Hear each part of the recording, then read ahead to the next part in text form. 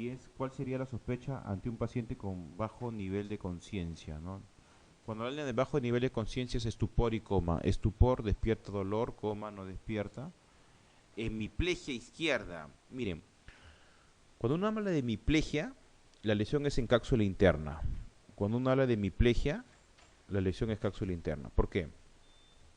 Les hablé del homúnculo de Penfield.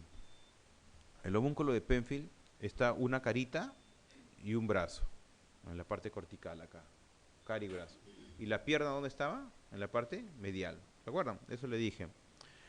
Si ustedes lesionan la parte cortical, van a tener una hemiparesia predominio facio-braquial. Si ustedes lesionan la parte medial, que no es tan frecuente, van a tener una hemiparesia predominio crural, la pierna. Pero los tres se juntan más abajito, en una estructura en forma de boomerang, o en forma de C, o en forma de Pac-Man, que pasan las tres vías. Esas tres vías se lesionan en un lugar muy pequeño llamado cápsula interna. Muy pequeño. Entonces no tiene que ser una lesión tan extensa para hacer hemiplegia. Puede ser pequeñísima y agarrar en cápsula interna. Entonces la hemiplegia no le dice tampoco extensión. La hemiplegia le dice que la cápsula interna está dañada. ¿Ya? Puede ser una lesión extensa o una lesión pequeña. Eso es cápsula interna, hemiplegia. Después dice con Babinski izquierdo. Bueno, el Babinski, no, o sea, el Babinski, lo que deben aprender acá de Babinski es que está bien escrito. Porque ustedes escriben con Babinski con Y, ¿no? Ustedes escriben con Y, al menos ya se van el día de hoy y saben que el Babinski se escribe así. Pero el Babinski ni siquiera lo sacan, pues. Y el Babinski es parte motora. Y tiene que tener Babinski, ¿cuál es el problema? Si tiene lesión motora, tiene Babinski. Creo que ahí no se pierdan si Babinski o no Babinski, porque Babinski es cerebro, o sea, ya tuvo Babinski. Seguimos avanzando. Desvía la mirada. Esto sí. Cuando alguien desvía la mirada es porque la cosa es grande, ¿no? Cuando alguien hay desviación. Por eso yo siempre cuando veo un paciente con EBC isquémico hemorrágico, lo primero que hago es leer los ojitos y cuando la mirada es central nos tranquilizamos. Señora, todo va a ir bien. Pero cuando la mirada está en un lado, nos asustamos. Sí, parece que es grandecito, ¿no? Entonces es importante la desviación de la mirada. Otros dicen mira su lesión, ¿no? Imagínense, está mirando hacia la derecha, miren, mira hacia la derecha, o sea, está mirando a su lesión, sí, puede ser, ¿no? Tiene una lesión en el lado derecho, por eso tiene una hemiplegia izquierda, ¿verdadero o falso? ¿Sí? Tiene una lesión en el lado derecho, por eso tiene una hemiplegia izquierda, ¿verdadero o falso? Verdadero, porque se decusó en bulbo raquídeo. Y acá nos da un dato más, ya como diciendo, ya si con esta no responde, es bravo, porque mira, la pupila, dice, está midriática. O sea, una sola pupila está midriática. Eso se llama anisocoria. Y anisocoria pues es cosa seria, porque se está enclavando el paciente. Entonces yo les pregunto, ¿esta hemiplegia era extensa o pequeñita? Extensa. Cuando miraba hacia un lado, ¿era extensa o pequeña? Miraba a su lesión, extensa. Entonces, toda hemiplegia con desviación de la mirada es extensa hasta que no se muestre lo contrario. Y peor aún, si tiene una anisocoria, ahí sí tenemos que llevar al médico, porque la cosa está seria. Vamos a ver, infarto protuberancial. Cuando hay infartos protuberanciales, lo que va a producir son los síndromes alternos que le decía. ¿Se acuerdan los síndromes alternos? El Miller-Gubler es un infarto protuberancial. No tiene por qué producir tanto coma o tanta desviación o tanta pupila midriática. No. Intoxicación por opiáceo.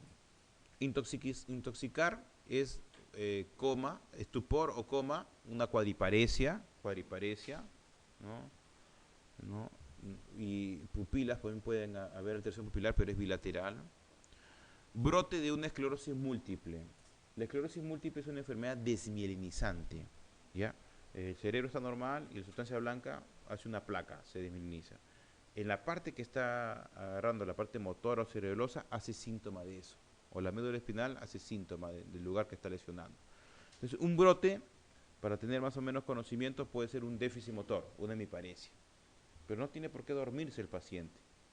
Un brote puede ser una paraplegia, porque agarró en la médula. Un brote puede ser una alteración de vértigo, porque agarró en el cerebelo. Ese es un brote. Aquí estamos hablando de más que un brote, porque hay una pupila midriática. Nos quedamos con la D y la E. ¿Alguien tiene alguna alternativa? Dice infarto hemisférico derecho, por eso miró hacia la derecha y tiene una herniación uncal. Todo lo que es herniación es pupila. infarto del tronco encefálico bilateral en evolución. Si fuera un tronco bilateral en evolución, no tiene por qué tener una anisocoria, generalmente puede ser bilateral. Eh, Después tampoco es la historia así, ¿no? La historia acá es típica de un EBC hemorrágico. Esta es una historia de un EBC hemorrágico extenso, ¿no? Un EBC hemorrágico extenso. La respuesta es la D.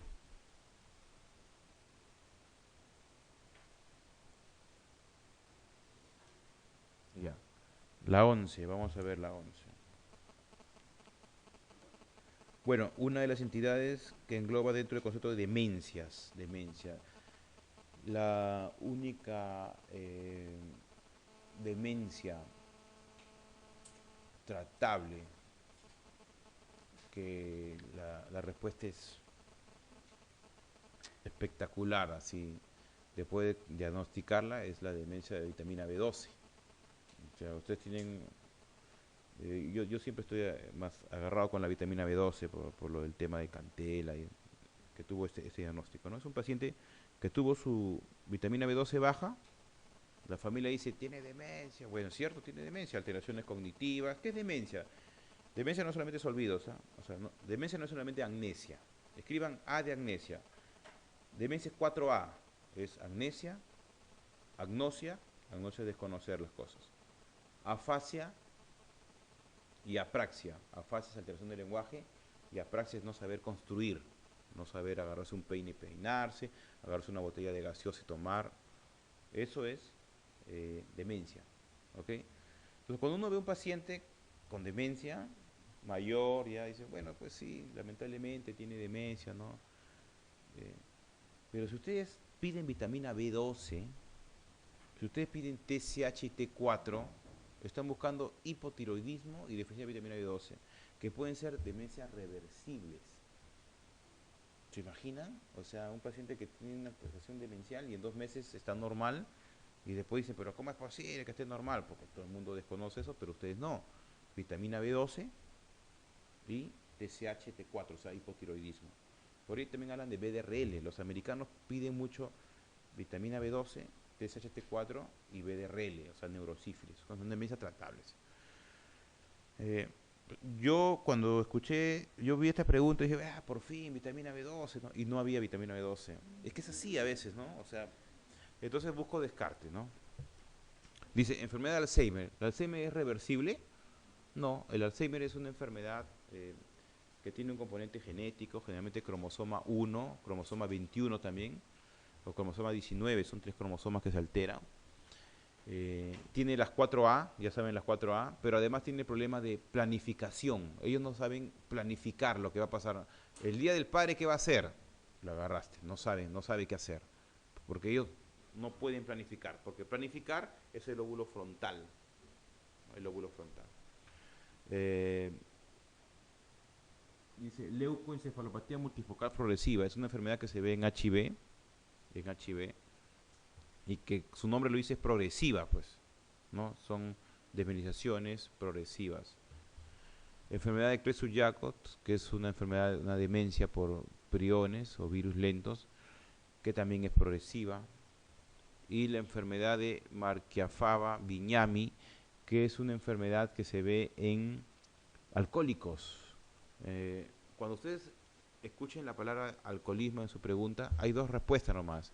O el beriberi, o sea, la tiamina, deficiencia de vitamina, o el Marchiafava-Bignami, que es una lesión del cuerpo calloso. El cuerpo calloso se va desmineralizando, produce alteraciones cognitivas también, como demencias profundas.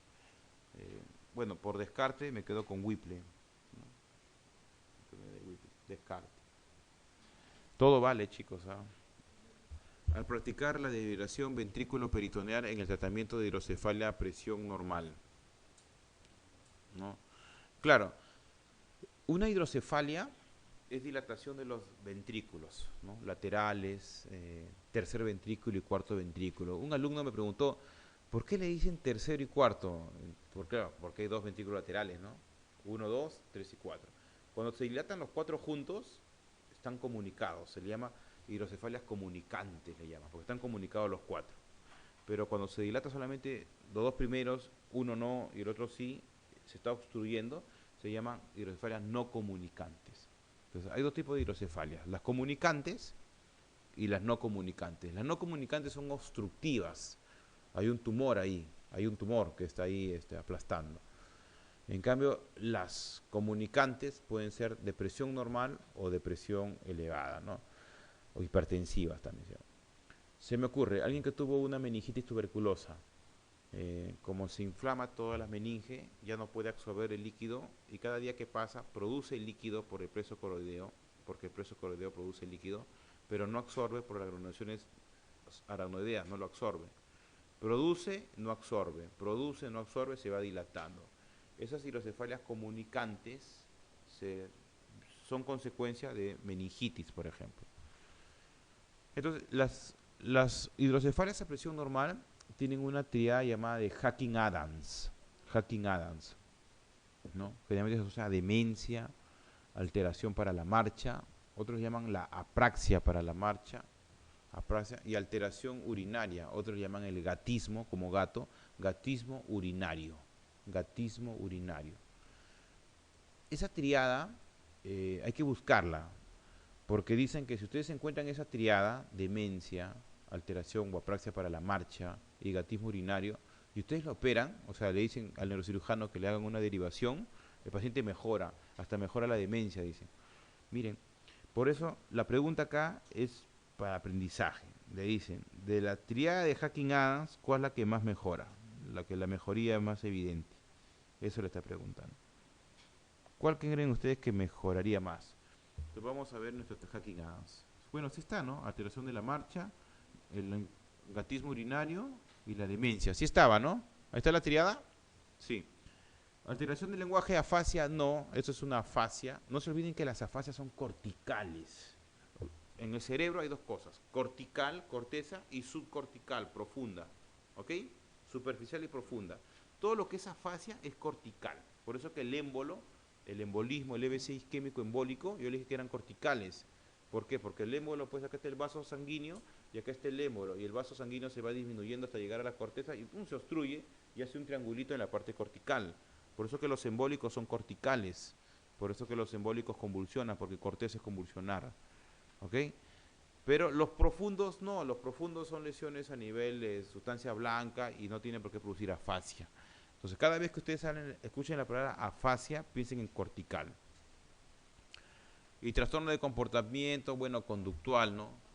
Bueno, de las tres, la que mejor es la apraxia para la marcha. La respuesta es la apraxia para la marcha. Hacking-Adams, ¿ah? Es una demencia que tendría que ser, es una de las demencias que pueden ser operadas, ¿no? Acá, las demencias con un patrón de afectación subcortical. Acá está bonito, ¿no? Es una demencia que lo dividen en subcortical y cortical. Subcortical y cortical. Se caracteriza por todos los hallazgos excepto. Entonces, le están preguntando cuál es cortical, ¿no? ¿Cuál es cortical? Le están preguntando, ¿no? En las alternativas. Dice, alteraciones en el comportamiento. Bueno, las demencias tienen alteraciones conductuales, comportamiento. Alteraciones del lenguaje, afasia. Alteraciones del sueño. Alteraciones extrapiramidales o alteraciones del estado de ánimo. Las demencias pueden empezar con depresión, ¿no? Pacientes mayores de edad entran en depresión, le das antidepresivos, pasan los años, mejora un poquito y después viene una demencia. Las demencias empiezan con anosmia, una disminución de la agudeza olfatoria. La demencia puede empezar con alteraciones del sueño, insomnio, ¿no? Entonces son cuadros, son síntomas prefrontales que tenemos que conocer. Pero la afasia no, la afasia ¿qué cosa era? Cortical. ¿No? Eso se ve en cuadros embólicos, en EBC isquémico embólico generalmente. Por ejemplo, la esclerosis múltiple. La esclerosis múltiple, ¿qué daña? ¿La sustancia gris que rodea el cerebro o la sustancia blanca? Si es una enfermedad desmielinizante. Sustancia blanca. Blanca es mielina. ¿Ya? Es profunda. Yo les pregunto, ¿una esclerosis múltiple se caracteriza por afasia? No, pues, difícil, imposible. ¿Y también convulsiona? ¿Es lo más frecuente que convulsione? Tampoco. Entonces ustedes van sacando el raciocinio ya. Ya van razonando. Sustancia gris, en cambio, es afasia. Sustancia gris es convulsionar. Sustancia blanca, en cambio, puede ser alteraciones profundas ya, motoras, extrapiramidales. Muy bien. 14. 14.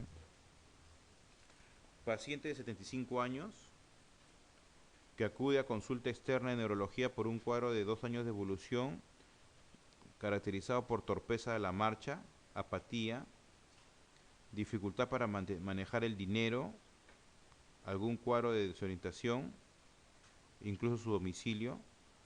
En los últimos 6 meses, incontinencia esfinteriana. Claro. Lo que le está diciendo es un cuadro de demencia, pero no es una demencia típica, porque un Alzheimer, la demencia típica es paciente que viene por amnesia, apraxia, afasia, agnosia y alteración de la planificación. Acá les agrega alteraciones esfinterianas, o sea, se orina, y les agrega que hay alteraciones para la marcha. Entonces, ¿qué le está diciendo? La tríada de Hawking-Adams. Eso se ve en enfermedad de Pick, no. Enfermedad de Pick es una enfermedad de demencia frontal. Enfermedad de Creutzfeldt-Jakob no, es una enfermedad subcortical. Enfermedad de Alzheimer no les habla de la planificación y no les habla de los 4A. Y la demencia multiinfarto no les dice si es el paciente ¿hiper qué? Hipertenso. O sea, cuando ustedes lean la pregunta, digan, paciente varón de 75 años, hipertenso, ya pues, le está diciendo que podría ser una demencia multiinfarto. Y esa demencia multiinfarto tienen el nombre de la enfermedad de Bies-Wanger. Bies con B grande, Wanger con B doble, Wanger. Bies-Wanger o Bies-Wanger, porque la B doble se pronuncia como B en alemán, ¿no? Bies-Wanger. El Bies-Wanger es una demencia por hipertensión. En cambio, eso no había porque no estaba el dato de hipertensión. La respuesta es una Hawking-Adams, es una hidrocefalia a presión normal. Pregunta muy frecuente. ¿Qué harían con el paciente? ¿Le darían donepezilo o memantina o lo harían una derivación ventrículo-peritoneal? Una derivación. Entonces, acá también puede haber preguntas, ¿no? ¿Qué harían con el paciente? Muy bien. Adelante, sitio. Pase nomás. 15. ¿Cuál de los siguientes datos no le sugiere un cuadro de pseudodemencia? Miren, pseudodemencia, ¿lo ven ustedes al paciente? Hay demencia, dicen, ¿no? Inicio súbito. Inicio súbito. Cuando hay un inicio súbito, ¿en qué piensan ustedes? ¿Qué enfermedades son de inicio súbito en neurología? El leve isquémico hemorrágico y la hemorragia subaranoidea. La hemorragia subaranoidea produce el peor dolor de cabeza de sus vidas, así les dice, ¿eh? El peor dolor de cabeza de sus vidas. Sí, yo creo que un inicio súbito puede ser una pseudodemencia, ¿sí?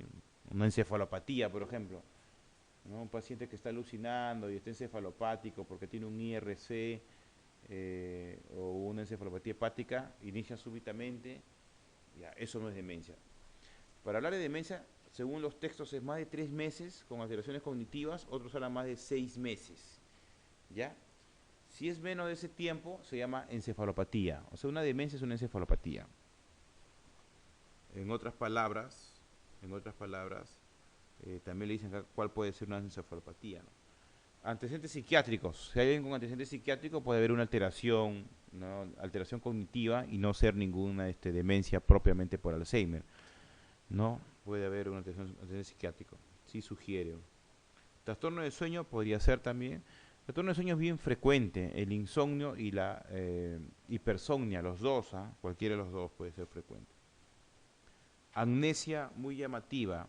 Sí, la amnesia pura y muy llamativa se ve en cuadros de déficit de vitaminas. Poca preocupación por su enfermedad por descarte. Los pacientes con demencia pura, al inicio, no sé, ustedes no se imaginan, pero es un paciente que se olvida poco, pero por momentos sabe que se está olvidando y le agarra un cuadro de ansiedad y se preocupa mucho con su enfermedad. Al inicio es así la demencia, después ya el paciente simplemente pierde la enfermedad. Yo creo que acá, por descarte, poca preocupación por su enfermedad, pero también es una pregunta que no está medio extraña, la D. Vamos a ver la siguiente. Son datos patológicos del Alzheimer. Bueno, el Alzheimer es una alteración de la corteza, ¿ya? El Alzheimer. Sí, la D es la anterior. Es una alteración de la corteza. Es Alzheimer. Y empieza en el lóbulo temporal. Si quieren que les diga otra palabrita, empieza en el hipocampo. Hipocampo, ya. El lóbulo temporal, hipocampo. Eh, Acá vamos a ver cuál es la característica del Alzheimer. Placas seniles y ovillos neurofibrilares es la característica. Buscamos placas seniles, que son depósitos a nivel de neuronas, ovillos neurofibrilares también, ¿no? Gliosis y muerte neuronal también, gliosis y muerte neuronal también, gliosis y muerte. Y la angiopatía amiloide, que es el acúmulo de esta proteína, este acúmulo de esta proteína en las células y produce muerte por apoptosis en el futuro, ¿no? Si no, bueno, ustedes pueden conocer solamente las placas seniles y el ovillo neurofibrilar, ya, y no conocían los demás. Por descarte, la C es una característica típica de otra enfermedad. ¿De qué enfermedad es la característica típica de la hipopigmentación de la sustancia negra? Enfermedad de Parkinson. Y la enfermedad de Parkinson, la sustancia negra queda en el mesencéfalo, ¿eh? El Parkinson se ve en el mesencéfalo. Por lo tanto, no tiene alteraciones cognitivas como una demencia. La respuesta por descarte sería hipopigmentación de sustancia negra. Está bien.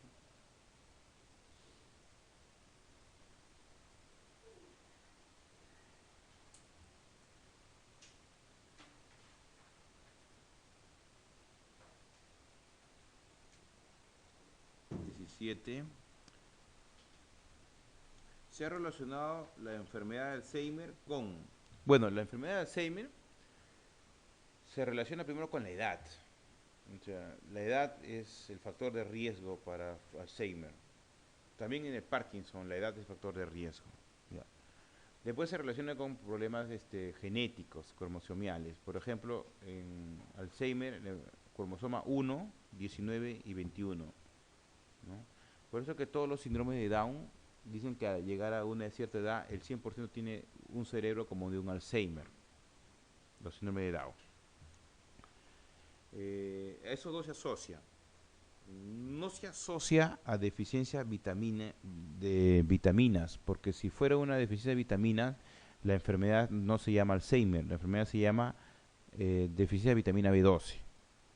Cambia de nombre. La atrofia cerebral subcortical se puede dar en EBCs isquémicos, se asocia más en demencias multiinfartos, porque el Alzheimer es una demencia cortical, o sea, no es subcortical. El aumento de la presión intracraneal se llama hipertensión endocraniana, puede producir algún tipo de alteración cognitiva y sueño, pero no es una asociación con el Alzheimer. Un factor protector del Alzheimer y del Parkinson es el alcoholismo. Un factor protector del Parkinson es el tabaquismo. Con eso no estoy diciendo que todos tienen que fumar y tomar. Parece ser que es una curiosidad epidemiológica, porque estos pacientes mueren antes y el factor de riesgo es la edad. Y cuando uno llega a más edad puede tener demencia. Pero uno le pregunta a un paciente con demencia y con Parkinson si ha fumado y tomado, y la respuesta es generalmente no. Pero es solamente dicen factor protector. Factor protector le llaman también. Hay factor protector para la demencia, el alcoholismo y el cigarrito. Pero esto puede ser una curiosidad epidemiológica. Otro factor protector dicen que son la indometacina. Indometacina, el AINES, ¿no? Es un AINES. Lo que pasa es que había un estudio de pacientes con artritis reumatoidea que le daban indometacina. Lo siguieron a largo plazo y los pacientes que recibieron indometacina no hicieron Alzheimer, de los que no recibieron. Es por eso que ahora hay una teoría que el Alzheimer sea una enfermedad inflamatoria. Y está corriendo un estudio en estos años de Pfizer del Celecoxib. El Celecoxib para dar en Alzheimer. Entonces, esto es una propuesta ya como enfermedad inflamatoria y son los 3 factores protectores que hasta ahora se conocen. El alcohol, tabaquismo, indometacina y por ahí algunos tipos de vitaminas que se le da. En cambio, los factores que podrían dar, o sea, un factor de riesgo es el bajo nivel educativo, o sea, las reservas sinápticas se le llama. También los golpes frecuentes de la cabeza. Y de estos, el TEC severo podría producir. La hipertensión y la diabetes podría producir factores de riesgo. ¿Ok? Hay factores de riesgo y factores. Acá sería la respuesta genético, ¿no? ¿Sí? Genético.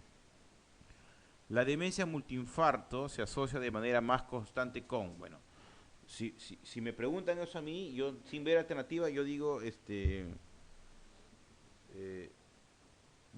hipertensión arterial. Pero tengan mucho cuidado.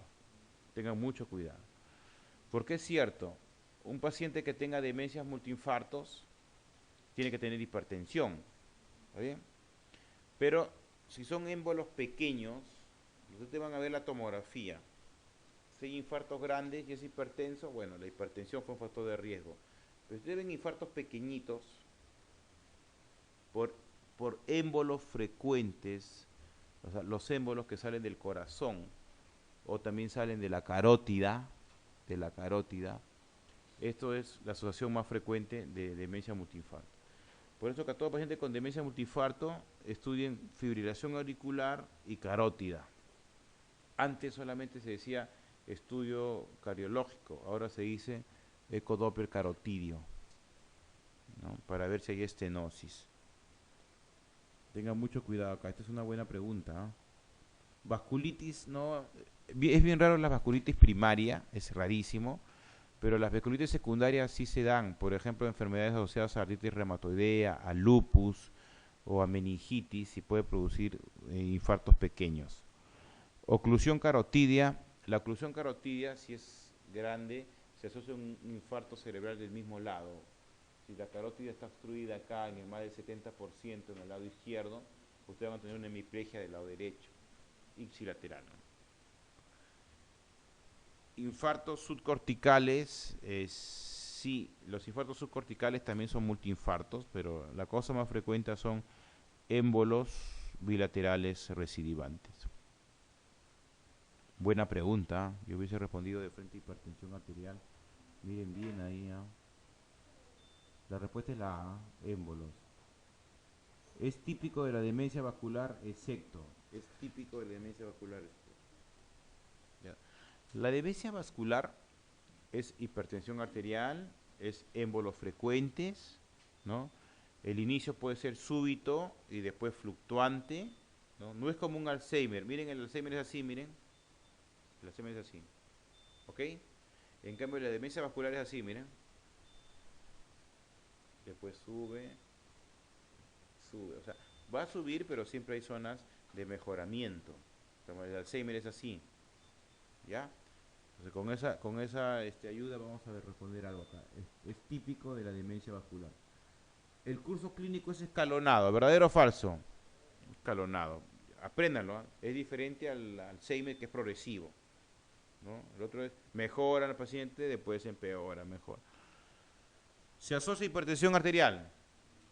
¿Verdadero o falso? Verdadero, tranquilos nomás, que lo más frecuente sean los émbolos, nos dicen se asocia a hipertensión. Al contrario, si tienen multiinfarto, ¿desde cuándo es hipertenso, no? De frente. La clínica es fluctuante. La clínica fluctuante. ¿Sí? Si es escalonado. Hay trastorno de memoria. ¿Sí? La demencia, trastorno de memoria en ambos. La respuesta es la C. La aparición de un cuadro afásico apráxico, ¿dónde se ve generalmente? ¿En qué enfermedad? ¿En qué demencia? La demencia frontal o de Alzheimer, pues, ¿no? O sea, La apraxia, yo les dije, ¿qué cosa es demencia? Amnesia, apraxia, agnosia y afasia, así les dije. Y eso es característico del Alzheimer. Si a eso le agregan una alteración de la planificación, eso es Alzheimer. ¿Así les dije o no? Ya. En el cambio vascular es más infartos frecuentes del cerebro. El abuelito le dio un infarto, después le dio otro infarto, después otro infarto, y ya se está haciendo demencia. Lo que la característica no es la afasia, no es la apraxia, eso se ve más en Alzheimer. Otra vez la hidrocefalia a presión normal. Parece que el día de hoy no tenemos que fallar en Hacking Adams, en derivaciones. ¿Qué dice acá? Se relaciona con hidrocefalia a presión normal. ¿Con qué se relaciona? Ya.